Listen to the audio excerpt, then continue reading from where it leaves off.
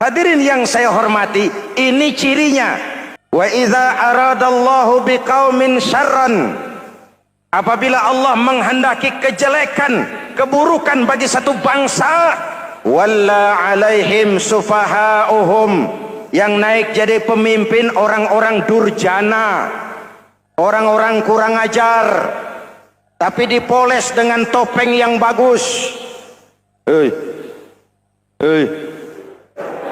Ini musim topeng. Musim apa? Topeng. Topeng itu apa perlunya? Menyembunyikan wajah asli. Sekarang ini Dracula berwajah Arjuna. Ini musim topeng. Kita rakyat harus hati-hati dan punya filter, mampu memilah dan memilih. Walla alaihim sufahauhum wa qada bainahum juhaluhum, yang memutuskan hukum, yang mengambil keputusan orang-orang bodoh. Wa ja'alal mala fi bukhalaihim, peredaran harta, peredaran ekonomi jatuh di tangan orang-orang yang bakhil, yang tidak punya konsep menciptakan kemakmuran yang merata bagi seluruh rakyat Indonesia.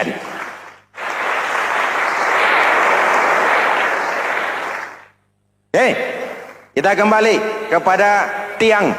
Ini kan lagi cerita tiang tadi ya. Kalau sedang berdiri, lihat tempat sujud, jangan menteleng terus ke atas.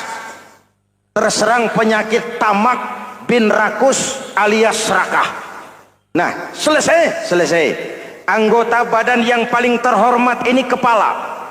Ketika sujud, sama rendahnya dengan telapak kaki. Allahu Akbar, yang besar cuma Allah. Apa bedanya saya dengan saudara? Tidak ada, kecuali saya ngomong saudara dengerin. Kita sama-sama beribadah, sama-sama mencari nilai tambah di hadapan Allah. Apa saya lebih penting dari saudara? Belum tentu. Apa saya lebih hebat dari saudara? Belum tentu. Perasaan lebih penting, lebih hebat, lebih jago setan. Jelas?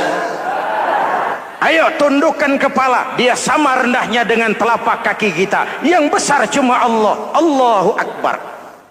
Lalu diakhiri dengan menebarkan salam. Assalamualaikum warahmatullah. Assalamualaikum warahmatullah. Menebarkan salam, mewujudkan rasa aman, damai, bukan menimbulkan keresahan.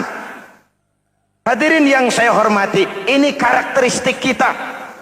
Selesai sholat, kembali ke masyarakat, ajaran salam diterjemahkan. Apa? Rasulullah sallallahu alaihi wasallam bersabda, "Ufsus salam, wasilul arham, wa at'imut ta'am, wa sallu bil laili wan nasu niyam, tadkhulul jannata bisalam." Pertama, ufsus salam, tebarkan salam. Tebarkan salam itu bukan cuma kalau ketemu orang assalamualaikum, assalamualaikum. Iya, itu zahirnya. Tetapi hidup di tengah masyarakat memberikan rasa aman, rasa damai, menjadi pengayom bagi lingkungan, menjadi rahmah bagi semesta. Dalam Islam jangankan manusia, binatang saja dilindungi kok. Betul? Betul? Coba kalau belajar istinja itu kan makruh buang air kecil di tanah yang berlubang. Kenapa? Pertama, melindungi binatang yang ada dalam lubang. Siapa tahu di lubang yang saudara kencingi ada semut sedang rapat. Membahas Buloget jilid 2. Apa dosanya lalu mati dikencingi? Ini namanya rahmatan lis semut. Binatang saja dilindungi. Ada hadis, kalau kamu menyembelih hewan, sembelilah dengan cara yang terbaik. Jangan menyembelih ayam dengan pisau tumpul. Ini ajaran apa? Ajaran tentang peri kebinatangan. Rahmatan, memberikan rahmah, salam, keselamatan dan kedamaian kepada masyarakat lingkungan. Itu misi seorang muslim.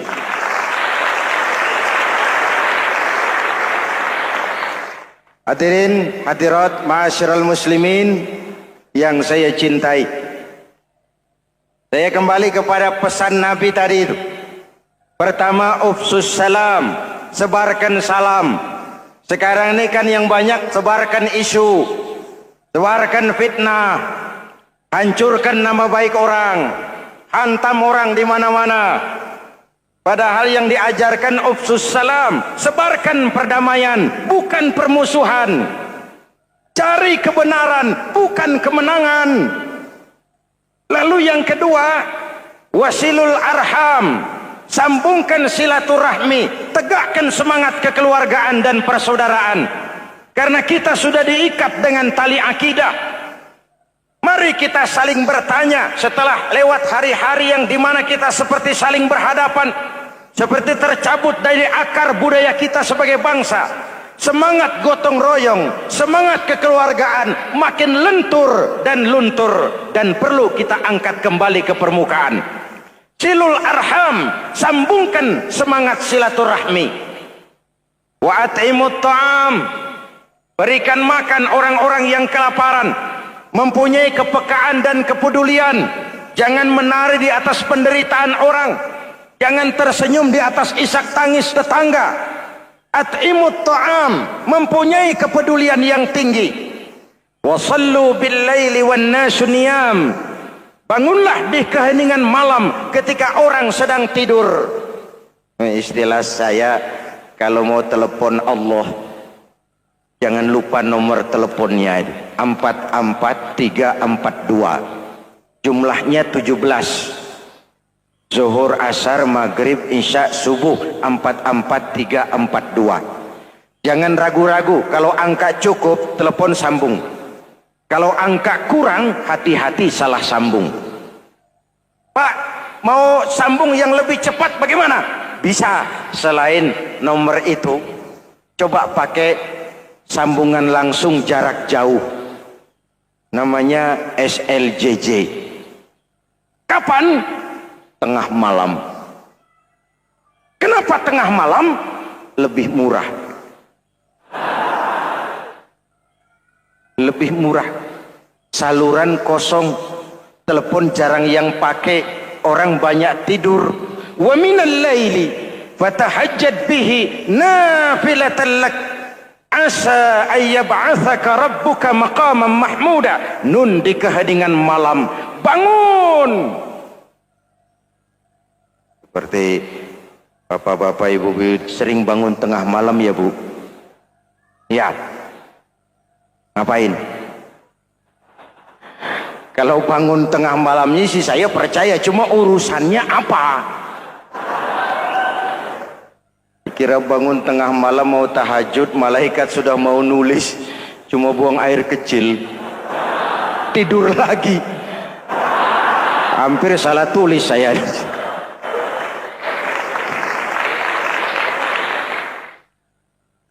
Baik, fondasi sudah Pak, tiang siap.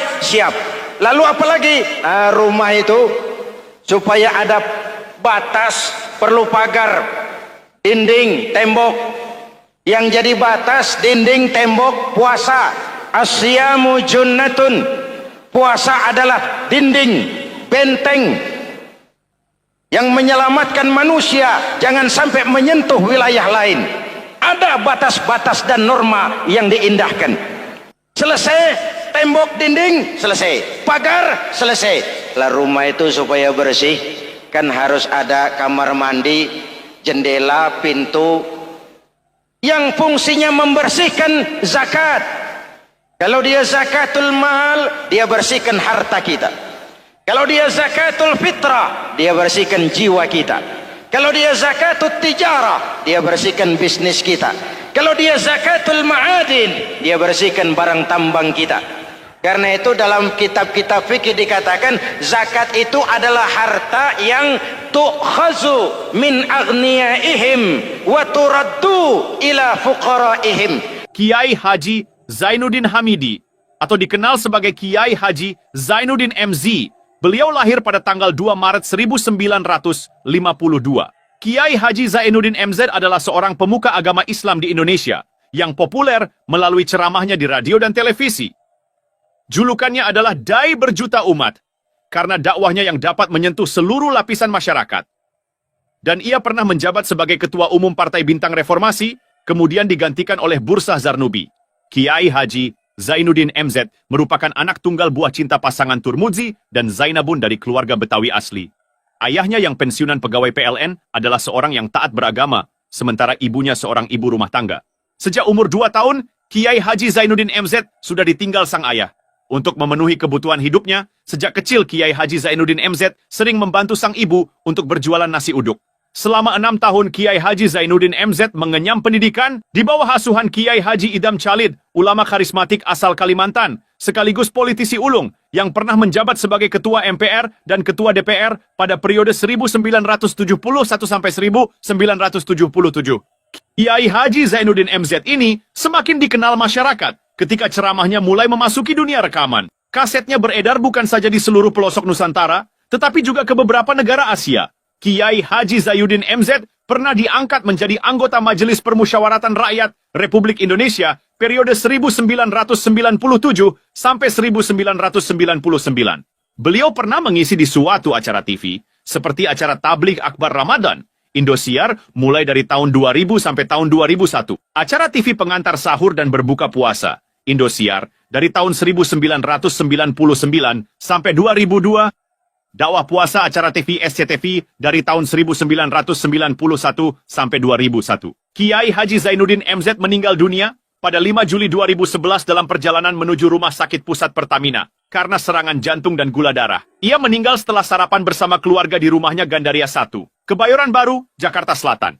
Itulah biografi singkat dari beliau. Mari kita kirimkan Al-Fatihah untuk beliau, Kiai Haji Zainuddin MZ. Jikalau kuat fondasi, aman bangunan. Jikalau rapuh pondasi, lentur dan luntur bangunan. Maka kuat atau tidak kuatnya bangunan Islam kita bergantung kepada keyakinan dasar tadi, fondasi. Saya bersaksi tidak ada Tuhan selain Allah, artinya saya tidak akan menyembah kecuali hanya kepada Allah. Orang yang benar fondasinya beres sujudnya. Kalau saya yakin tidak ada Tuhan selain Allah, saya tidak akan minta rezeki kecuali hanya kepada Allah. Orang yang benar fondasinya, giat bekerjanya. Jauh dari tipu menipu, jauh dari renten, jauh dari riba, jauh dari korupsi, jauh dari judi. Keyakinan memberikan warna terhadap bentuk kepribadian. Kalau saya yakin tidak ada Tuhan selain Allah, saya tidak akan pernah takut kecuali hanya kepada Allah. Saya tidak akan melarikan persoalan kecuali hanya kepada Allah. Saya tidak akan menggantungkan hidup kecuali hanya kepada Allah. Saya tidak akan minta tolong kecuali hanya kepada Allah. Meresap ke dalam jiwa. Untuk keyakinan seperti ini, orang-orang tua kita dahulu berlinang air mata, bersimbah darah, bahkan berkorban nyawa, melaksanakan hijrah untuk mempertahankan keyakinan. Ini intan paling mahal dan ini mutiara paling berharga. Zaman boleh berubah, tapi pondasi tidak boleh goyah. Masa boleh berganti, tapi pondasi jangan sampai mati. Karena iman kita hidup, untuk iman kita berjuang, dan dalam iman kita ingin kembali menghadap Allah Subhanahu. Masih ingat cerita tentang Bilal? Masih? Mengulang kaji saja. Bilal itu budak sahaya. Ketika masuk Islam, dipanggil oleh majikannya. Bilal, iya bos. Saya dengar kamu masuk Islam ya? Iya bos. Kok berani-beraninya kamu masuk Islam? Memangnya kamu budak siapa Bilal? Iya budak bos. Bos. Kamu kerja sama siapa? Sama bos. Bos. Yang gaji kamu siapa? Ya bos. Nah, kamu kan ngerti Bilal, Kamu budak saya, kamu kerja dengan saya, yang gaji kamu saya, yang beri makan saya. Kenapa? Kok beraninya masuk Islam padahal kamu belum saya kasih izin? Bos boleh beli badan saya, tapi jangan mimpi bisa membeli jiwa saya. Tuan boleh kuasai badan saya, tapi jangan mimpi bisa menguasai keyakinan saya. Saya memang benar Tuan yang gaji, tapi kan saya digaji, saya kerja. Kerja itu kewajiban saya, gaji itu hak saya. Soal keyakinan, jangan ikut campur bos. Kurang ajar kamu Bilal. Biarin. Bilal, begini saja. Kalau kau mau meninggalkan keyakinanmu, meninggalkan Allah Tuhanmu, kau akan kami merdekakan.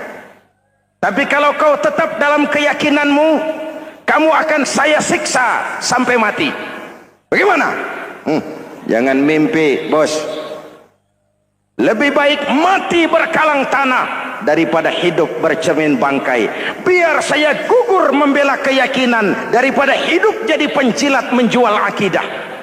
Itu prinsip.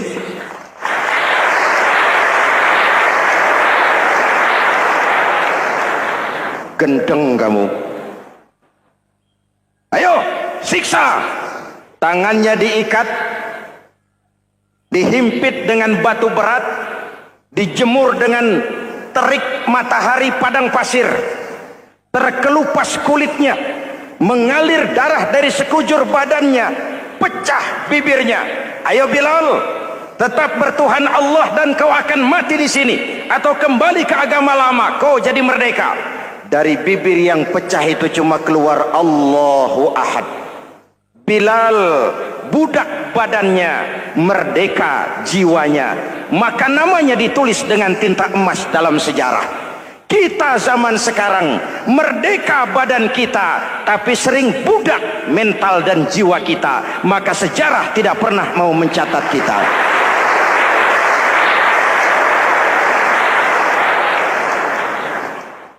Masyarul muslimin yang saya cintai, fondasi sudah. Lalu apa lagi? Mulai memancangkan tiang. Tiangnya 5. Ada tiang namanya zuhur, asar, maghrib, subuh, isya. Tetapi agar bangunan menjadi kuat, ada tiang-tiang tambahan. Namanya rawatib dan nawafil. Rawatib itu ba'diyah atau qobliyah, nawafil itu di luar itu. Agar bangunan menjadi kuat, dibentuk pribadi lewat solat. Apa filsafatnya? Pertama, solat itu simbol penyerahan total kepada Allah. Kita ini sudah kontrak. Innallaha astara minal mu'minina anfusahum wa amwalahum bi anna lahumul jannah. Allah telah membeli dari orang-orang mukmin diri mereka, harta mereka, bagi mereka adalah surga. Penjual kita orang beriman, pembeli Allah, dagangannya amwal dan anfus, harganya adalah surga. Jelas? Penyerahan total itu dimulai dengan takbiratul ihram. Shalli fardal isya, Allahu akbar. Arahkan mata ke tempat kita sujud. Jangan lupa kalau sudah di atas, lupa dengan yang di bawah. Sudah jadi genteng, petatang peteteng di atas. Lalu bilang, merasa capek sendiri, kata genteng kepada tiang. Tiang, kamu sih enak, kata genteng. Saya setengah mati di atas. Kehujanan, kepanasan, kadang-kadang anak-anak nakal saya disambitin. Kata tiang, saudara genteng, ngomong jangan sembarangan ya. Kamu kira kamu bisa nongkrong dan nangkring di atas, itu gara-gara siapa genteng? Kan saya yang sokong dari bawah. Kamu jadi pejabat tinggi, jadi anggota ini, anggota itu. Kami rakyat yang angkat, jangan sudah di atas kami ditekan. Jangan agama dijadikan topeng untuk kepentingan pribadi. Berpolitik untuk kepentingan agama, ayo. Tapi menjual agama untuk kepentingan politik, itu yang merusak agama.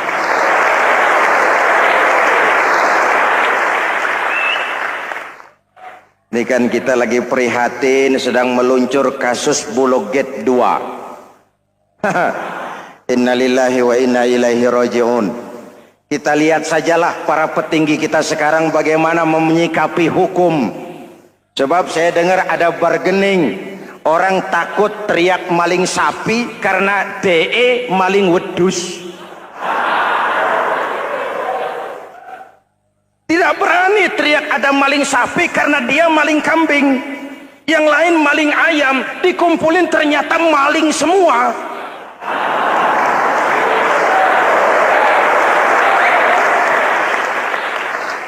Hadirin yang saya hormati, ini melukai rasa keadilan.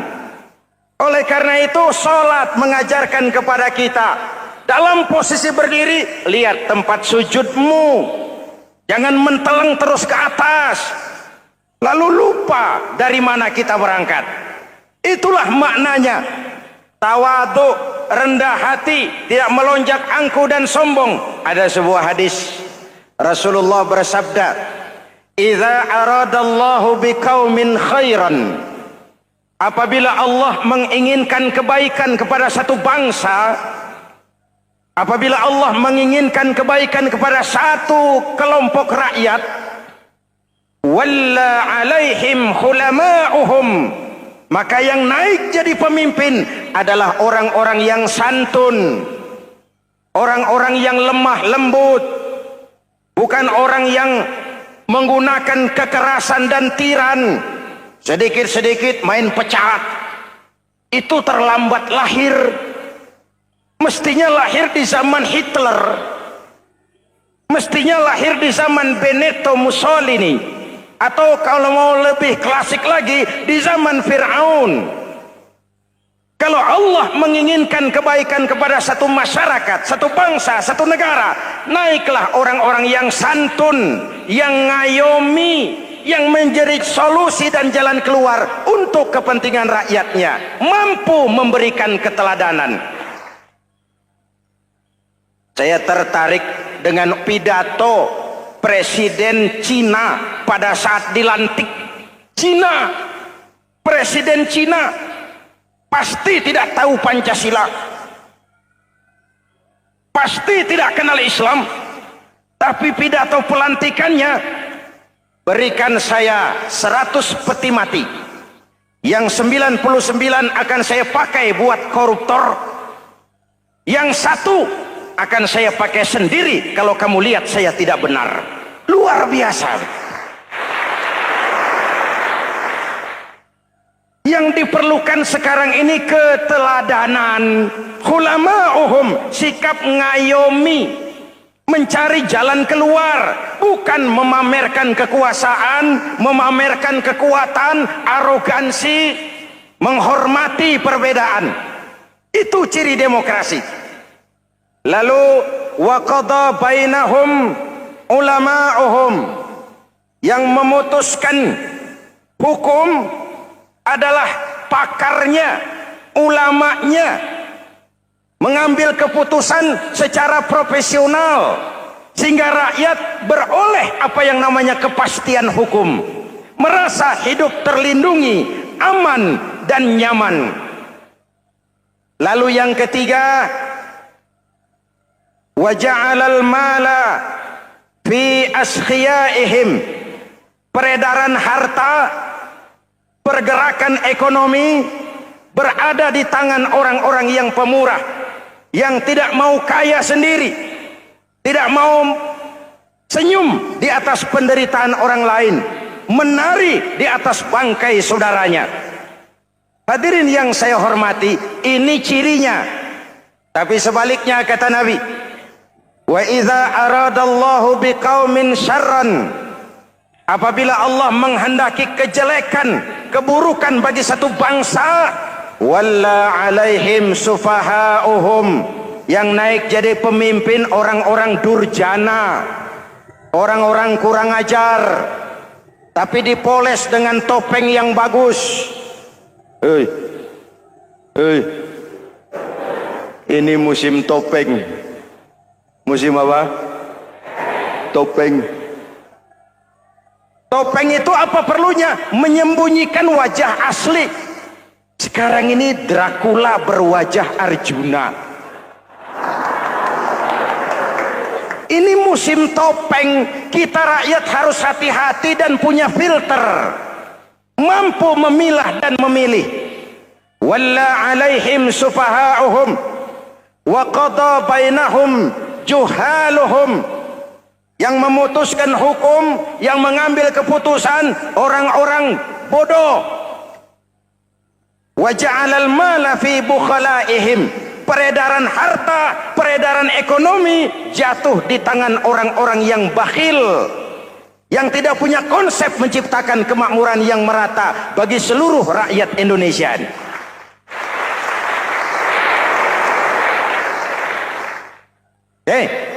Kita kembali kepada tiang. Ini kan lagi cerita tiang tadi ya. Kalau sedang berdiri, lihat tempat sujud, jangan menteleng terus ke atas. Terserang penyakit tamak bin rakus alias serakah. Nah, selesai. Anggota badan yang paling terhormat ini kepala. Ketika sujud, sama rendahnya dengan telapak kaki. Allahu Akbar, yang besar cuma Allah. Apa bedanya saya dengan saudara? Tidak ada, kecuali saya ngomong saudara dengerin. Kita sama-sama beribadah, sama-sama mencari nilai tambah di hadapan Allah. Apa saya lebih penting dari saudara? Belum tentu. Apa saya lebih hebat dari saudara? Belum tentu. Perasaan lebih penting, lebih hebat, lebih jago setan. Jelas? Ayo tundukkan kepala. Dia sama rendahnya dengan telapak kaki kita. Yang besar cuma Allah. Allahu Akbar. Lalu diakhiri dengan menebarkan salam. Assalamualaikum warahmatullah. Assalamualaikum warahmatullah. Menebarkan salam, mewujudkan rasa aman, damai, bukan menimbulkan keresahan. Hadirin yang saya hormati, ini karakteristik kita. Selesai sholat, kembali ke masyarakat, ajaran salam diterjemahkan. Apa? Rasulullah Sallallahu Alaihi Wasallam bersabda, "Ufsus salam, wasilul arham, wa at'imut ta'am, wa sallu bil laili wan nas niyam, tadkhulul jannata bisalam." Pertama, ufsus salam, tebarkan salam. Tebarkan salam itu bukan cuma kalau ketemu orang assalamualaikum, assalamualaikum. Iya, itu zahirnya. Tetapi hidup di tengah masyarakat memberikan rasa aman, rasa damai, menjadi pengayom bagi lingkungan, menjadi rahmah bagi semesta. Dalam Islam jangankan manusia, binatang saja dilindungi kok. Betul? Betul? Coba kalau belajar istinja itu kan makruh buang air kecil di tanah yang berlubang. Kenapa? Pertama, melindungi binatang yang ada dalam lubang.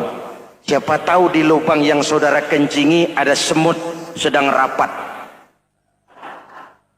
Membahas Bologet jilid 2. Apa dosanya lalu mati dikencingi? Ini namanya rahmatan lis semut. Binatang saja dilindungi. Ada hadis, kalau kamu menyembelih hewan, sembelilah dengan cara yang terbaik. Jangan menyembelih ayam dengan pisau tumpul. Ini ajaran apa? Ajaran tentang peri kebinatangan.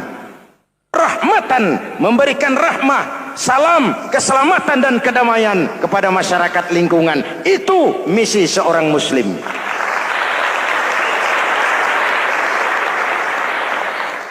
Hadirin, hadirat, ma'asyiral muslimin yang saya cintai. Saya kembali kepada pesan Nabi tadi itu. Pertama, ufsus salam, sebarkan salam. Sekarang ini kan yang banyak sebarkan isu, sebarkan fitnah, hancurkan nama baik orang, hantam orang di mana-mana. Padahal yang diajarkan ufsus salam, sebarkan perdamaian, bukan permusuhan. Cari kebenaran, bukan kemenangan. Lalu yang kedua, wasilul arham, sambungkan silaturahmi, tegakkan semangat kekeluargaan dan persaudaraan. Karena kita sudah diikat dengan tali akidah. Mari kita saling bertanya setelah lewat hari-hari yang dimana kita seperti saling berhadapan, seperti tercabut dari akar budaya kita sebagai bangsa. Semangat gotong royong, semangat kekeluargaan makin lentur dan luntur, dan perlu kita angkat kembali ke permukaan. Silul arham, sambungkan semangat silaturahmi. Wa at'imut ta'am, berikan makan orang-orang yang kelaparan, mempunyai kepekaan dan kepedulian. Jangan menari di atas penderitaan orang, jangan tersenyum di atas isak tangis tetangga. At'imut ta'am, mempunyai kepedulian yang tinggi. Wa sallu bil laili wan nasu niyam, bangunlah di keheningan malam ketika orang sedang tidur. Istilah saya, kalau mau telepon Allah, jangan lupa nomor teleponnya, 44342. Jumlahnya 17.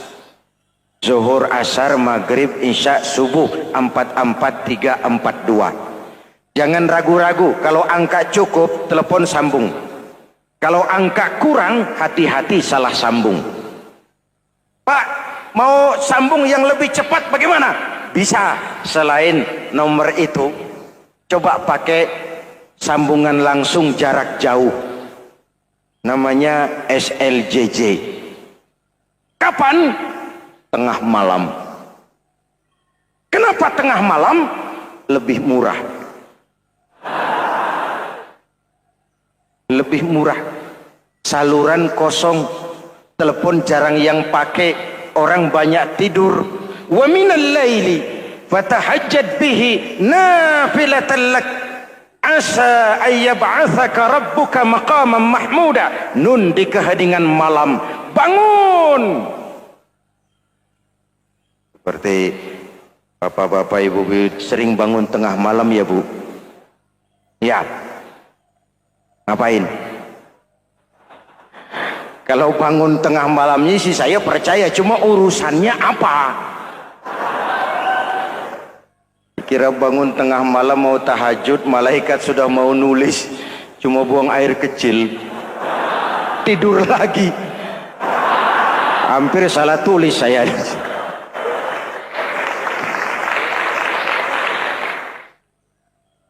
Baik, fondasi sudah Pak, tiang siap.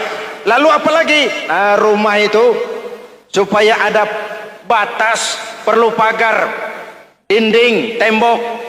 Yang jadi batas, dinding, tembok, puasa.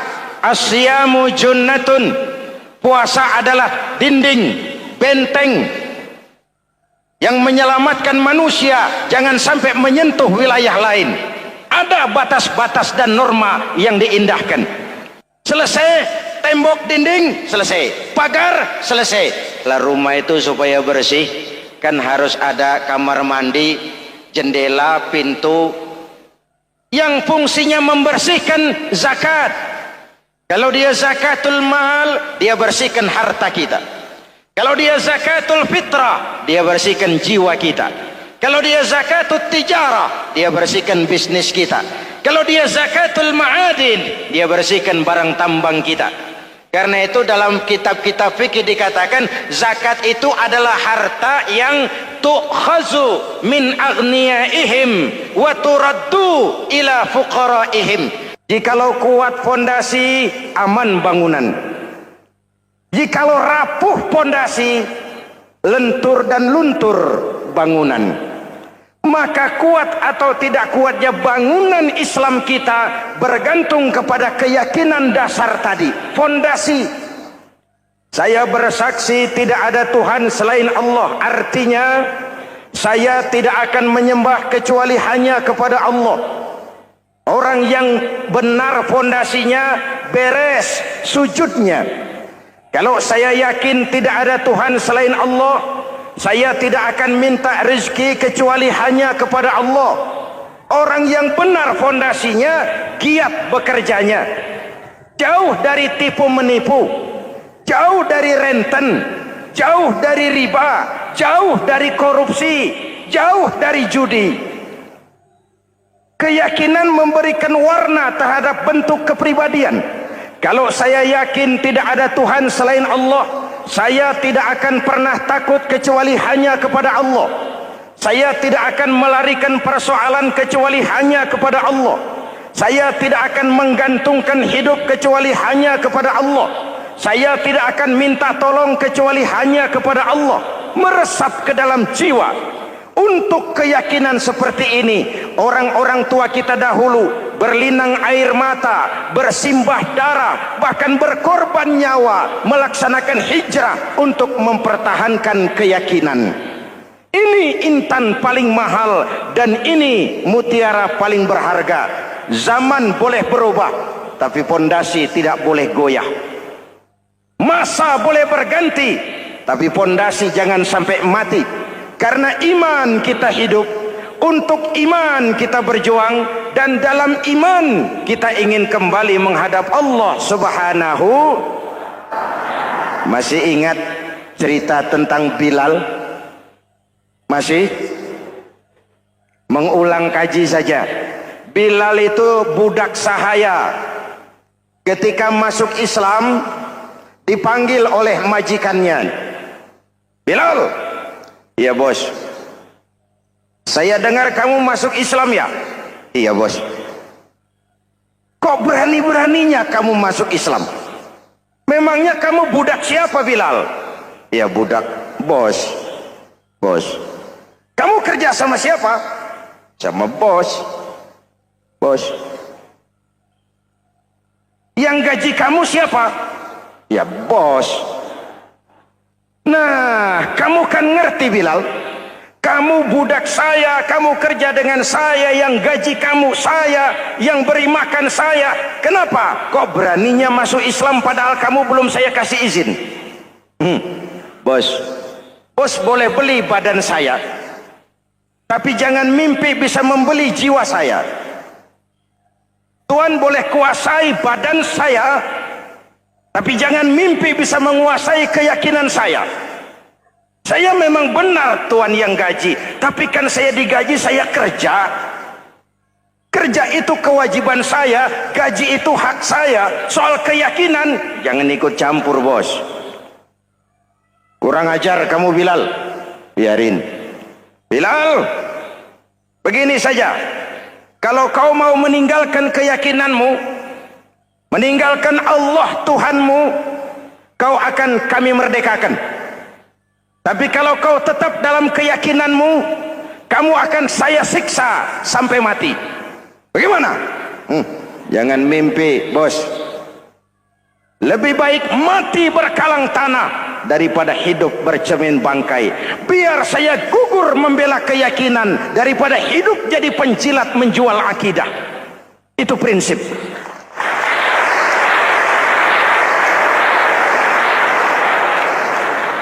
Gendeng kamu. Ayo siksa. Tangannya diikat, dihimpit dengan batu berat, dijemur dengan terik matahari padang pasir, terkelupas kulitnya, mengalir darah dari sekujur badannya, pecah bibirnya. Ayo Bilal, tetap bertuhan Allah dan kau akan mati di sini, atau kembali ke agama lama, kau jadi merdeka. Dari bibir yang pecah itu cuma keluar Allahu Ahad. Bilal budak badannya, merdeka jiwanya, maka namanya ditulis dengan tinta emas dalam sejarah. Kita zaman sekarang merdeka badan kita, tapi sering budak mental dan jiwa kita, maka sejarah tidak pernah mau mencatat kita.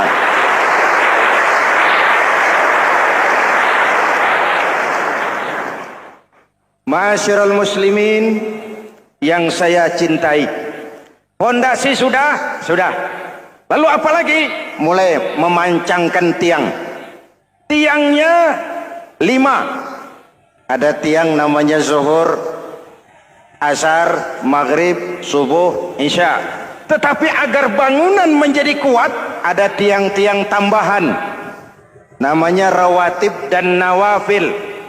Rawatib itu ba'diyah atau qobliyah, nawafil itu di luar itu. Agar bangunan menjadi kuat dibentuk pribadi lewat sholat. Apa filsafatnya? Pertama, sholat itu simbol penyerahan total kepada Allah. Kita ini sudah kontrak. Innallaha astara minal mu'minina anfusahum wa amwalahum bi anna lahumul jannah. Allah telah membeli dari orang-orang mukmin diri mereka, harta mereka, bagi mereka adalah surga. Penjual kita orang beriman, pembeli Allah, dagangannya amwal dan anfus, harganya adalah surga. Jelas? Penyerahan total itu dimulai dengan takbiratul ihram. Shalli fardal isya, Allahu akbar. Arahkan mata ke tempat kita sujud. Jangan lupa kalau sudah di atas, lupa dengan yang di bawah. Sudah jadi genteng, petatang peteteng di atas. Lalu bilang, merasa capek sendiri, kata genteng kepada tiang. Tiang, kamu sih enak, kata genteng. Saya setengah mati di atas. Kehujanan, kepanasan, kadang-kadang anak-anak nakal saya disambitin. Kata tiang, saudara genteng, ngomong jangan sembarangan ya. Kamu kira kamu bisa nongkrong dan nangkring di atas, itu gara-gara siapa genteng? Kan saya yang sokong dari bawah. Kamu jadi pejabat tinggi, jadi anggota ini, anggota itu. Kami rakyat yang angkat. Jangan sudah di atas kami ditekan. Jangan agama dijadikan topeng untuk kepentingan pribadi. Berpolitik untuk kepentingan agama, ayo. Tapi menjual agama untuk kepentingan politik, itu yang merusak agama.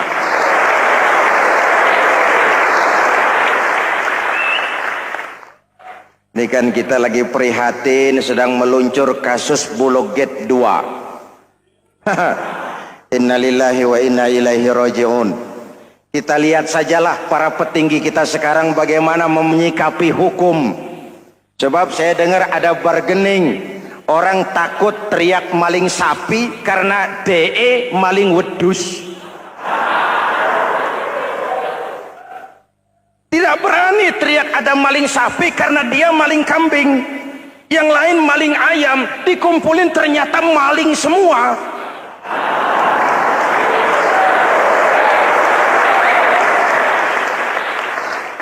Hadirin yang saya hormati, ini melukai rasa keadilan. Oleh karena itu, sholat mengajarkan kepada kita, dalam posisi berdiri, lihat tempat sujudmu. Jangan menteleng terus ke atas, lalu lupa dari mana kita berangkat. Itulah maknanya tawadhu, rendah hati, tidak melonjak angkuh dan sombong. Ada sebuah hadis Rasulullah bersabda, "Idza aradallahu biqaumin khairan." Apabila Allah menginginkan kebaikan kepada satu bangsa, apabila Allah menginginkan kebaikan kepada satu kelompok rakyat, walla alaihim hulama'uhum, maka yang naik jadi pemimpin adalah orang-orang yang santun, orang-orang yang lemah lembut, bukan orang yang menggunakan kekerasan dan tiran. Sedikit-sedikit main pecat, itu terlambat lahir.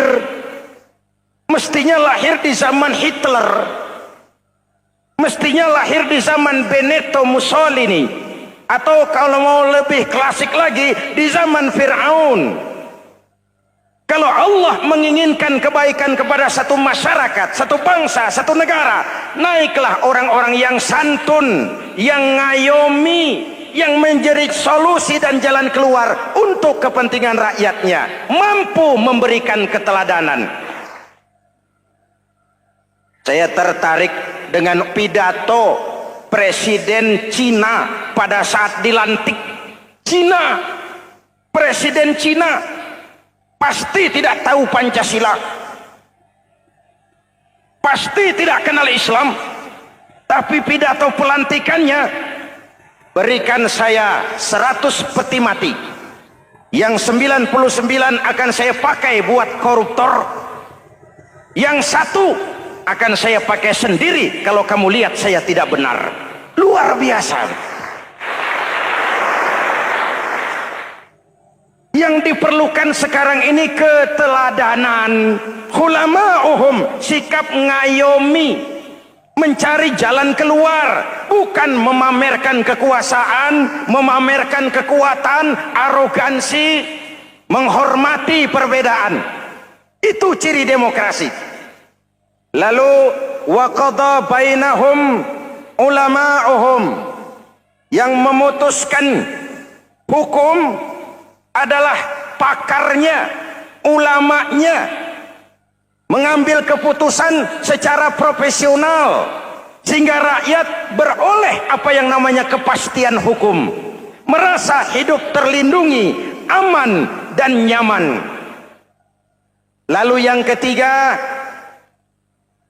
wa ja'alal mala fi askhiyaihim, peredaran harta, pergerakan ekonomi berada di tangan orang-orang yang pemurah, yang tidak mau kaya sendiri, tidak mau senyum di atas penderitaan orang lain, menari di atas bangkai saudaranya.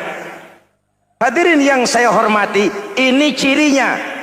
Tapi sebaliknya kata Nabi, wa idza aradallahu biqaumin syarran, apabila Allah menghendaki kejelekan, keburukan bagi satu bangsa, walla alaihim sufaha'uhum, yang naik jadi pemimpin orang-orang durjana, orang-orang kurang ajar, tapi dipoles dengan topeng yang bagus. Ini musim topeng. Musim apa? Topeng. Topeng itu apa perlunya? Menyembunyikan wajah asli. Sekarang ini Dracula berwajah Arjuna. Ini musim topeng. Kita rakyat harus hati-hati dan punya filter, mampu memilah dan memilih. Walla alaihim sufaha'uhum wa qada bainahum juhaluhum, yang memutuskan hukum, yang mengambil keputusan orang-orang bodoh.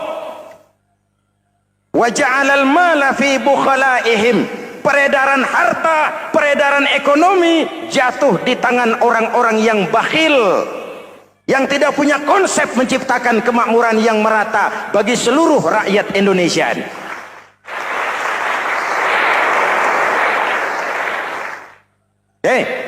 Kita kembali kepada tiang. Ini kan lagi cerita tiang tadi ya. Kalau sedang berdiri, lihat tempat sujud, jangan menteleng terus ke atas. Terserang penyakit tamak bin rakus alias serakah. Nah, selesai. Anggota badan yang paling terhormat ini kepala. Ketika sujud, sama rendahnya dengan telapak kaki. Allahu Akbar, yang besar cuma Allah. Apa bedanya saya dengan saudara? Tidak ada, kecuali saya ngomong saudara dengerin. Kita sama-sama beribadah, sama-sama mencari nilai tambah di hadapan Allah. Apa saya lebih penting dari saudara? Belum tentu. Apa saya lebih hebat dari saudara? Belum tentu. Perasaan lebih penting, lebih hebat, lebih jago setan. Jelas? Ayo tundukkan kepala, dia sama rendahnya dengan telapak kaki kita. Yang besar cuma Allah. Allahu Akbar. Lalu diakhiri dengan menebarkan salam. Assalamualaikum warahmatullah. Assalamualaikum warahmatullah. Menebarkan salam, mewujudkan rasa aman, damai, bukan menimbulkan keresahan. Hadirin yang saya hormati, ini karakteristik kita. Selesai sholat, kembali ke masyarakat, ajaran salam diterjemahkan. Apa? Rasulullah sallallahu alaihi wasallam bersabda, "Ufsus salam, wasilul arham, wa at'imut ta'am, wa sallu bil laili wan nas niyam, tadkhulul jannata bisalam." Pertama, ufsus salam, tebarkan salam. Tebarkan salam itu bukan cuma kalau ketemu orang, Assalamualaikum, Assalamualaikum. Iya, itu zahirnya. Tetapi hidup di tengah masyarakat memberikan rasa aman, rasa damai, menjadi pengayom bagi lingkungan, menjadi rahmah bagi semesta. Dalam Islam jangankan manusia, binatang saja dilindungi kok. Betul? Betul? Coba kalau belajar istinja itu kan makruh buang air kecil di tanah yang berlubang. Kenapa? Pertama, melindungi binatang yang ada dalam lubang. Siapa tahu di lubang yang saudara kencingi ada semut sedang rapat membahas Bologet jilid 2. Apa dosanya lalu mati dikencingi? Ini namanya rahmatan lis semut. Binatang saja dilindungi. Ada hadis, kalau kamu menyembelih hewan, sembelilah dengan cara yang terbaik. Jangan menyembelih ayam dengan pisau tumpul. Ini ajaran apa? Ajaran tentang peri kebinatangan. Rahmatan, memberikan rahmah, salam, keselamatan dan kedamaian kepada masyarakat lingkungan. Itu misi seorang muslim.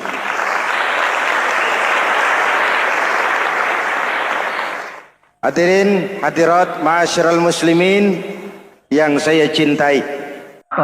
Pertama, lima liha. Karena dia orang kaya. Cari yang kaya. Yang kedua, lihasabiha. Karena dia keturunan orang baik-baik. Cari keturunan orang baik-baik. Yang ketiga, lijamaliha. Karena dia cantik. Cari yang cantik. Dan yang keempat, lidiniha, karena dia orang taat beragama. Cari orang yang taat beragama. Kalau berkumpul keempat-empatnya, rasanya surga dunia sudah. Coba lihat. Suami mana sih yang tidak bangga punya istri cantik, kaya, keturunan orang baik-baik, lalu taat beragama? Atau istri mana sih yang tidak bangga punya suami ganteng, kaya, keturunan orang baik-baik, dan taat pula beragama? Tapi kan terus terang, yang kumpul keempat-empatnya kan boleh dibilang jenis makhluk langka ini. Sulit. Kadang-kadang cantik, kaya, akhlaknya kayak setan. Ada saja kurangnya. Oleh karena ada saja kurangnya, lalu Nabi memberikan stressing, penekanan. Fazfar bizatiddin taribat iyadak. Pilih orang yang taat melaksanakan agama, niscaya hidupmu akan berkah. Jadi motivasi suatu pernikahan hendaknya agama. Apa rahasianya? Mari kita lihat. Kalau orang memilih pasangan karena rupa yang cantik semata-mata, silakan, tapi jangan jadi motivasi utama. Kalau rupa yang cantik jadi alasan utama, saya yakin rumah tangga tidak akan tahan lama. Sebab apa? Pertama, yang namanya cantik itu relatif. Artinya bergantung siapa yang memandang. Yang menurut saudara cantik, menurut saya belum tentu cantik. Yang kata saya cantik, menurut saudara barangkali itu yang jelek. Relatif. Saya kalau ditanya orang, Ustadz, siapa perempuan paling cantik di dunia ini? Tentu saja saya jawab istri saya. Apa saudara lalu protes? Salah Ustadz, yang cantik istri saya, bukan istri Ustadz. Saya bilang masa bodoh, saya nggak ngurusi istri sampean. Cantik itu relatif. Sehingga di kalangan para ahli cinta, ahli cinta, sampai sekarang masih jadi perdebatan.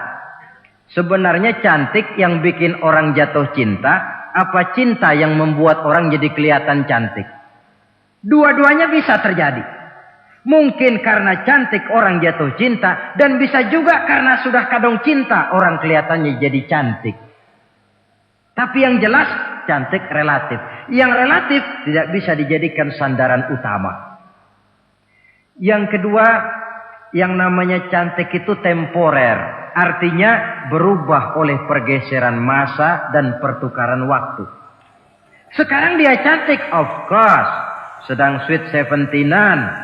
sedang honeymoon, sedang bulan madu, sedang pengantin baru, tentu saja cantik. Punya dia anak satu, kecantikan mulai menurun. Punya dia anak dua, kulit mulai keriput. Punya dia anak tiga, apalagi tak pandai bersolek, sudahlah onderdil mulai pada copot. Kalau rumah tangga didasarkan kepada rupa yang cantik saja, selesailah rumah tangga sampai di situ. Yang ketiga, di atas langit, rupanya masih ada langit lagi. Di atas yang kita anggap cantik, rupanya masih ada yang lebih cantik. Kalau cantik yang kita kejar, kita akan jadi petualang yang pindah dari perempuan satu ke perempuan yang lain. Cinta bajak laut namanya. Di mana kapal berlabuh, di sana cinta mendarat. Saudara hadirin yang saya hormati, padahal sate dengan singkong itu kan bedanya cuma di tenggorokan. Kalau sudah masuk ke dalam perut, kenyangnya barangkali sama. Malah barangkali besok pagi kalau keluar lebih tidak enak baunya sate itu daripada singkong. Makanya orang kalau sudah nikah oleh Nabi dipesan, apabila kamu di jalan melihat perempuan yang membuat kamu kagum, cepat-cepatlah pulang ke rumah. Sebab apa? Sebab yang perempuan cantik di jalan kau lihat itu punya, istrimu juga di rumah punya. Gak percaya cobalah pulang, akurin, sama itu. Silahkan cari yang cantik, tapi jangan dijadikan motivasi utama. Yang kedua, kalau perkawinan, pernikahan cuma karena harta, silahkan cari yang kaya. Tapi kan harta itu, kata Imamul Ghazali, al-mal zillun zail. Harta bagaikan bayangan. Sore di sebelah barat, tengah hari di tengah, sore pindah ke sebelah timur. Hari ini dia kaya, besok dia bangkrut. Roda itu berputar. Kalau harta dijadikan pilihan utama, boleh jadi dalam hidup berumah tangga ada pepatah, ada uang abang disayang, tidak ada uang abang melayang. Artinya pun rumah tangga tidak akan tahan lama. Yang ketiga, kalau karena keturunan, persilahkan cari keturunan yang baik-baik. Namun toh pada akhirnya orang diajarkan bahwa kita ini mau besar atau tidak, bukan dengan jalan menyempeng kepada kebesaran orang lain, tetapi ditentukan oleh kepribadian kita sendiri. Sekarang kalau karena agama, Nabi berikan penekanan fazfar bizatid din taribat yadak. Pilih orang yang taat beragama, niscaya hidupmu akan beruntung. Apa rahasianya? Tidak lain rumah tangga Rasulullah Sallallahu Alaihi Wasallam. Yang ini artinya kita sudah masuk kepada bagian ketiga, bagaimana membina rumah tangga bahagia menurut contoh baginda Nabi. Saudara, bagaimana sih rumah tangga Rasul itu? Kelihatan dari dua ucapannya, pendek, singkat, tapi punya pengertian filosofis yang mendalam. Dua kalimat saja beliau bilang tentang rumah tangganya, yaitu baiti jannati, rumah tanggaku laksana sorga bagiku. Bayangkan, kalau seorang suami sudah mampu berkata macam begitu, bahagia hidupnya. Ini barangkali tantangan buat kita semua. Mampukah kita di rumah tangga berkata semacam perkataan beliau tadi? Baiti jannati, rumah tanggaku laksana surga bagiku. Padahal dari sejarah kita baca, Rasul itu rumahnya kecil. Tidurnya di atas pelepah daun korma. Sampai berbekas di pipinya. Sarapan paginya seteguk zam-zam, sepotong roti, kadang-kadang 3 butir korma. Tempat tidurnya bukan alga spring bed atau Dunlopillow macam kita punya. Di rumahnya tidak ada mebel spaghetti model yang lagi ngetop-ngetopnya. Entoh di tengah rumah macam itu, beliau sanggup berkata, baiti jannati. Kenapa kita yang hidup di zaman di mana fasilitas mestinya lebih menunjang, kok malah banyak yang berkata sebaliknya? Baiti nari, rumah tanggaku laksana neraka bagiku. Padahal dilihat dari segi materi, rumahnya bertingkat, mobilnya serba berkilat, uangnya banyak berlipat-lipat, istri pun cantik memikat, kadangkala boleh jadi jumlahnya 4. Tapi tiap hari kiamat. Kenapa ini? Marilah kita lihat. Ternyata rumah tangga Rasul itu motivasinya tidak lain agama. Agama menuntun suami dan istri masing-masing untuk tahu kewajiban dan tahu haknya. Kalau kewajiban sudah dilaksanakan, lalu hak diberikan, akan timbul pengertian, understanding. Kalau sudah ada saling pengertian, akan timbul ketenangan, feeling of security. Dan ketenangan tangga utama untuk mencapai yang disebut bahagia.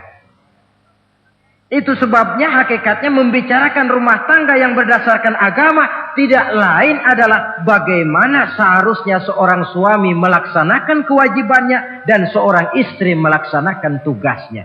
Artinya kewajiban suami itu apa? Kewajiban istri itu apa? Kewajiban istri hak suami, kewajiban suami hak untuk istrinya menurut tuntunan dan tuntutan agama. Saudara hadirin, menurut hadis riwayat Abu Dawud dari Muawiyah bin Haidah, satu hari Rasul ditanya, "Ya Rasul, apa sih hak istri-istri kami ini? Artinya kewajiban kami sebagai suami ini apa?" Rasul menjawab, pertama, antat'amaha iza ta'imta. Kau beri istrimu makan sebagaimana engkau makan. Kewajiban seorang suami yang pertama. Kewajiban yang menyangkut masalah pangan. Di sini rumah tangga berfungsi sebagai pengatur ekonomi. Seorang suami yang adil, makanan yang dia makan sama dengan makanan yang dimakan oleh istrinya. Adalah zalim seorang suami. Kalau punya duit dia mampir di restoran, dia makan yang enak-enak, opor ayam, rendang telur, gulai, kare dan sebagainya. Istrinya di rumah cuma toge sama kangkung tiap hari. Istri berhak nuntut karena itu hak dia. Nah, saudara hadirin, tetapi seorang istri pun kalau sudah diberikan nafkah oleh suaminya untuk mengatur makanan, dia harus pandai mengaturnya dengan sebaik-baiknya. Menu yang teratur, gizi yang lengkap, dan saya kira yang namanya 4 sehat 5 sempurna itu kan tidak berarti bahwa hidup ini harus serba mewah, tidak. Yang penting ada variasi sehingga tidak merangsang suami untuk makan di luar. Jangan misalnya tahu suaminya senang jengkol lalu tiap hari saja jengkol. Itu kan bisa kejengkolan suami. Dengan demikian, masalah yang kelihatannya sepele tetapi yang sebenarnya bisa menjaga keharmonisan atau malah keretakan rumah tangga harus kita perhatikan dengan sebaik-baiknya. Suami memberikan nafkah. Dari jumlah itu 60% lari ke kredit, 40% lari ke dapur. Tentu pada akhirnya sang suami akan merasa curiga. Padahal barangkali istrinya pun berniat baik, cuma hanya tidak ada keterbukaan di dalam mengurus masalah-masalah yang berhubungan dengan dapur.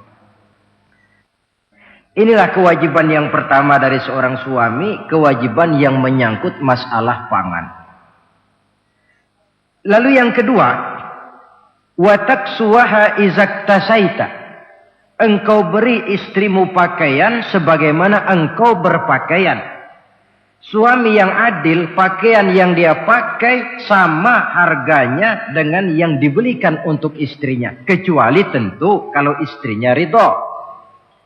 Zalim seorang suami, jikalau untuk dia misalnya dia beli pakaian yang mahal-mahal, Jasnya dia pakai Switzerland wool, sarungnya Samarinda. Kalau dia pakai sepatu, belilah sepatunya. Sementara istrinya cuma pakai kain belacu saja. Kenapa mesti begitu? Sebab, saudara hadirin, istri kita sebenarnya adalah bagian daripada hidup kita. Baik dia dilihat orang, baik juga kita disebut orang.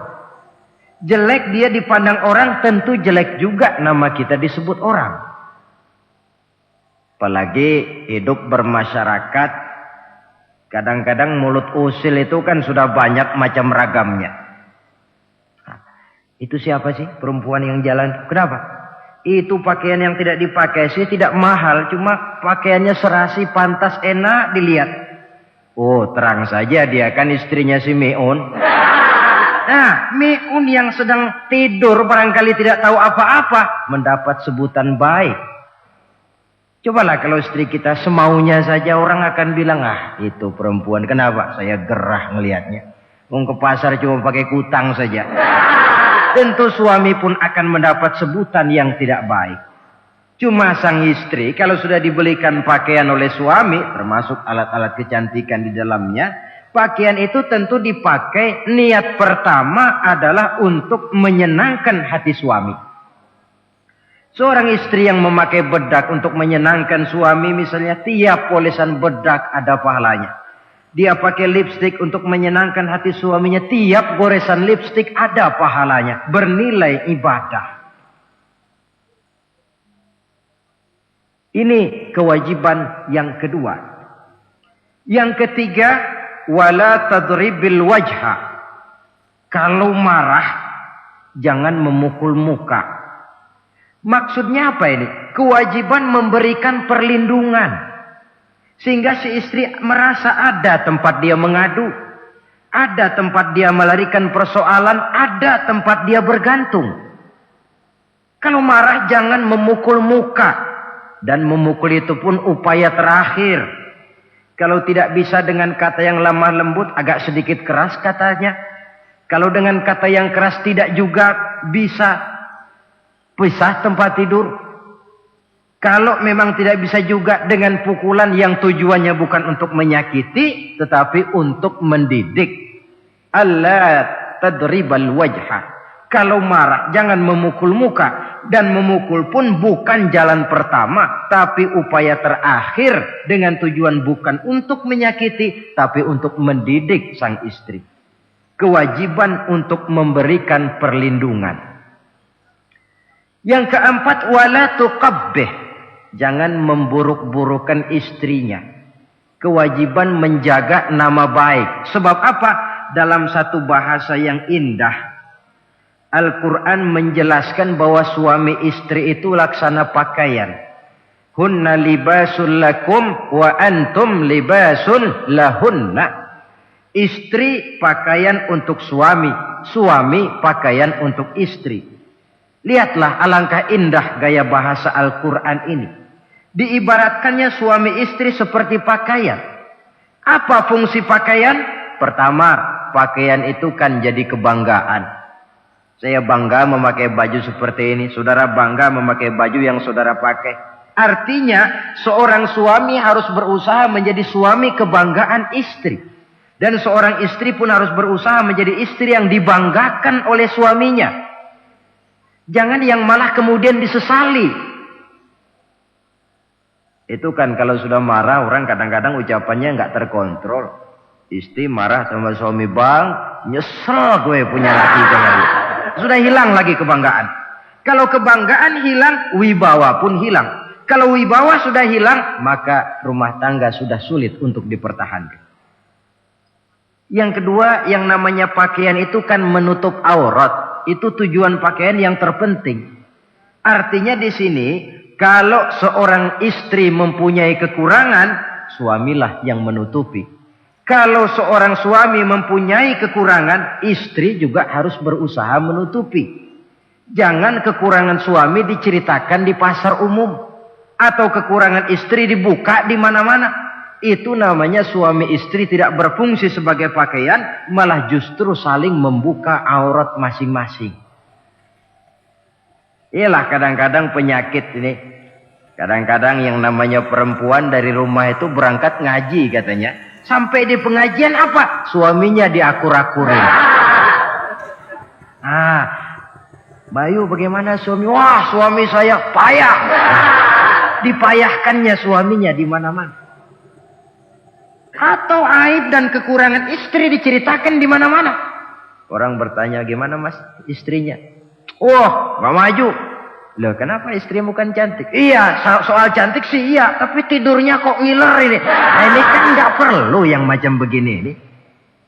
Tidak bisa menjaga apa yang disebut security informasi. Fungsi pakaian sebagai suami istri tidak berjalan di dalamnya. Saling menjaga kehormatan diri. Ini yang keempat. Yang kelima, wala tahjur illa fil bait. Jangan berpisah dari istri kecuali di rumah. Maksudnya begini. Kalau satu hari seorang istri suami marah kepada istrinya, tidak usah istri itu disuruh pulang ke rumah orang tuanya, ke rumah mertua lalu diusir. Tidak. Cukup pisah tempat tidur saja. Ini maknanya wala tahjur illa fil baiti. Umpamanya, dek malam ini saya sedang tidak enak pikiran. Kau tidur di kamar belakang lah, saya kamar depan. Cukup pisah tempat tidur saja. Tidak perlu istri dipulangkan ke rumah orang tuanya. Nanti umpamanya tengah malam turun hujan, udara dingin, pikiran berubah, berasa perlu. Kan tinggal manggil. Tidak jauh secara psikologis ajaran semacam ini bisa kita terima. Saudara hadirin yang saya hormati. Ini pada prinsipnya kewajiban seorang suami. Kewajiban yang menyangkut masalah pangan, sandang, perlindungan, memelihara kehormatan, dan menjaga ketenangan di rumah tangga dengan menyelesaikan persoalan di rumah tangga itu secara intern. Jangan belum apa-apa sudah mertua diundang. Orang tua dibon. Persoalan belum tentu selesai, tapi masalah sudah meluas. Cobalah kita selesaikan intern dulu.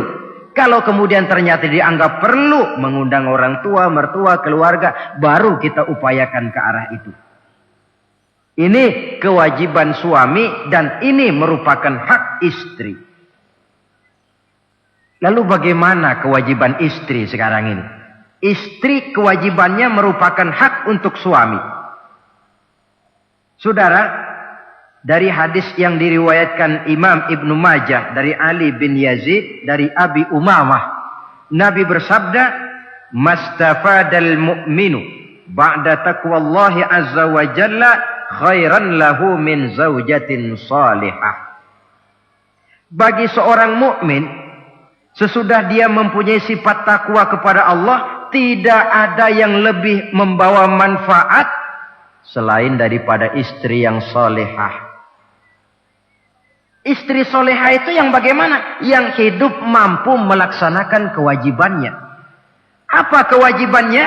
Kata Nabi, pertama, in amaroha ata'athu. Kalau diperintah, dia taat. Kewajiban istri yang pertama, taat kepada suaminya. Begitu besar kewajiban taat kepada suami, sampai-sampai Nabi pernah menyatakan, "Lau kuntu amiran ahadan ayyasjuda li ahadin la amartul mar'ata an tasjuda li zawjiha."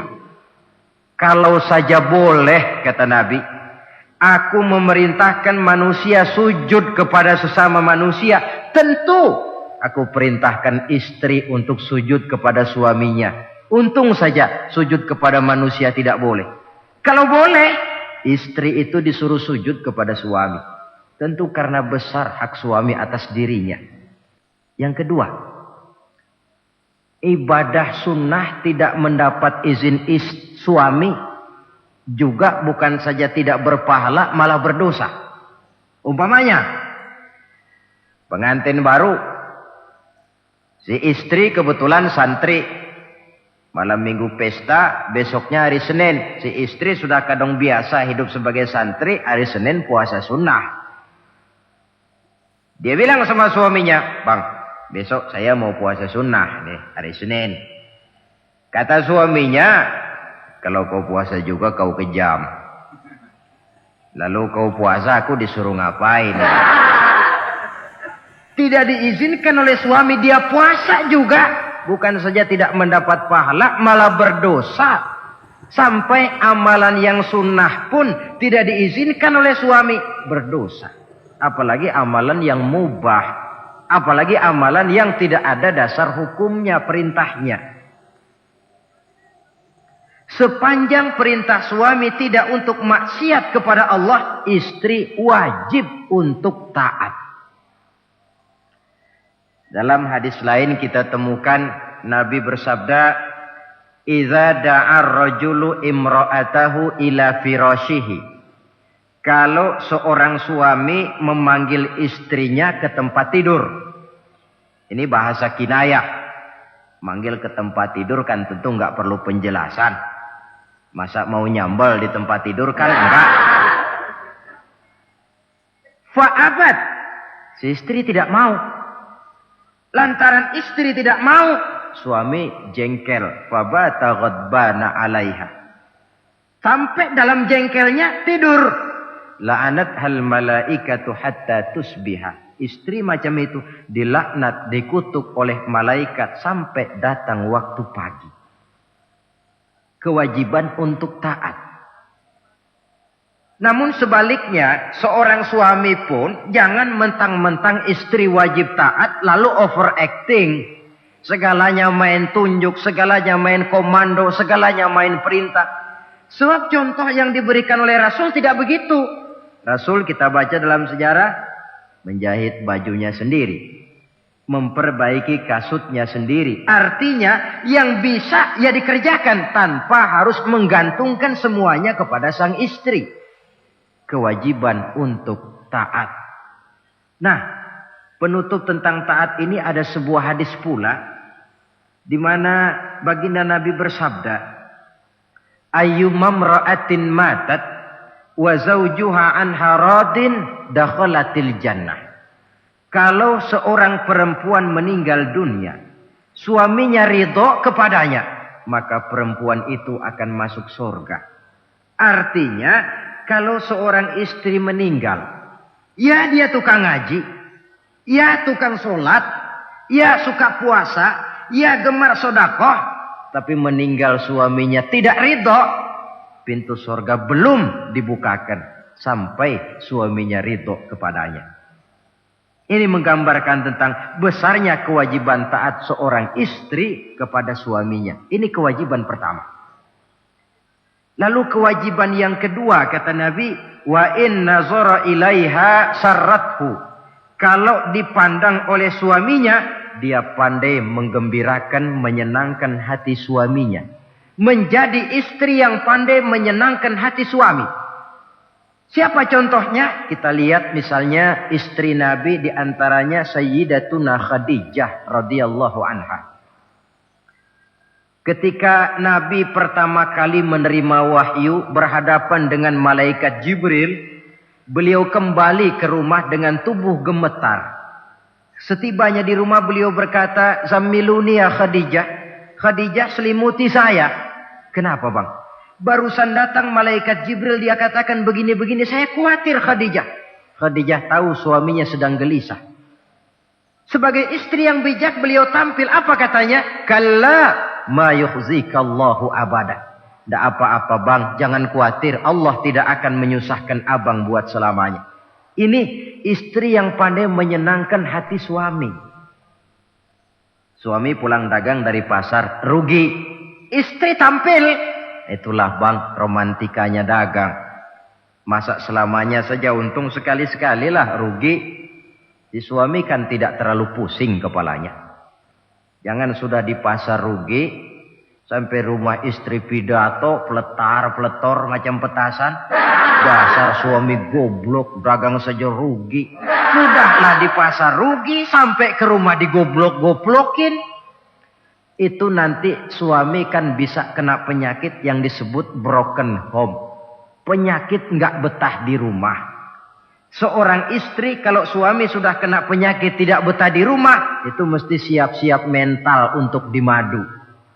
Nah, Jadi kalau tidak dimadu bagaimana? Berusaha bikin betah suami di rumah. Suami pulang kantor jam 2. Setengah 2 dandan. Kalau perlu setel habis. Kalau perlu. Kelihatan suami akan datang. Bukakan pintu. Sambut dengan senyum. Apalagi kalau senyumnya Pepsodent. Saya kira suami bagaimanapun lelahnya, peras keringat, banting tulang, pulang mencari nafkah. Kalau kembali di rumah disambut dengan senyum, hilang capeknya. Tapi bayangkan, sudahlah di kantor capek, peras keringat, banting tulang. Sampai pula di rumah yang nyambut cuka sama kukusan. Udah asem, monyong. Suami mana yang kerasan tinggal di rumah? Menjadi istri yang pandai menggembirakan, menyenangkan hati suaminya. Bahkan diizinkan bohong untuk menyenangkan hati suami. Umpamanya, suami kebetulan habis obyeknya gol. Karena ingin menyenangkan istri, mampir di pasar beli kain batik. Si suami tidak tahu bagaimana kain batik yang bagus, beli saja sembarangan. Sudah kainnya kasar, warnanya norak, harganya yang mestinya murah jadi mahal. Dibawa pakaian itu pula. Istri lihat dan tahu kalau ini batik jelek, norak, kasar, harganya pun murah. Tapi dia ingin menyenangkan hati suaminya. Suaminya tanya, bagaimana dek kain batik ini? Waduh bang, bagus betul kain ini. Pinter benar abang milih warna ini. Emang yang kayak begini ini bang. Coba lihat tetangga kita mana ada yang pakai kain kayak begini.